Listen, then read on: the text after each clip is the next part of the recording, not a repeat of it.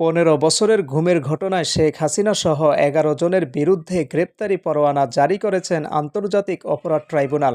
আগামী 12 ফেব্রুয়ারির মধ্যে তাদের গ্রেপ্তার করে ট্রাইব্যুনালকে জানানোর নির্দেশ দেওয়া হয়েছে। আজ সোমবার সকালে তাদের গ্রেপ্তারের আবেদন করে প্রসিকিউশন। শুনানি শেষে বিচারপতি গোলাম মর্তুজা মজুমদারের নেতৃত্বাধীন 2 সদস্যের ট্রাইব্যুনাল এ আদেশ দেয়। গ্রেপ্তারি পরোয়ানা জারি হওয়াদের মধ্যে শেখ হাসিনা ছাড়াও রয়েছেন সাবেক প্রতিরক্ষা বিষয়ক উপদেষ্টা অবসরপ্রাপ্ত মেজর জেনারেল তারিক আহমেদ সিদ্দিক ও পুলিশের সাবেক মহাপরিদর্শক আইজিপি বেনজির আহমেদ। এছাড়া এরই মধ্যে অন্য অভিযোগে গ্রেপ্তার হয়ে কারাগারে থাকা বরখাস্ত মেজর জেনারেল জিয়াউল আহসানকে আজকের অভিযোগে প্রোডাকশন ওয়ারেন্ট আগামী 12 ফেব্রুয়ারি ট্রাইব্যুনালে হাজির করতে নির্দেশ দেওয়া হয়েছে। এদিন শুনানিতে chief prosecutor advocate Tajul Islam বলেন, রাষ্ট্রীয় পৃষ্ঠপোষকতায় গুমের সংস্কৃতি চালু করে আওয়ামী লীগ। যারা গুম করতেন তাদের পুরস্কৃত করা হতো।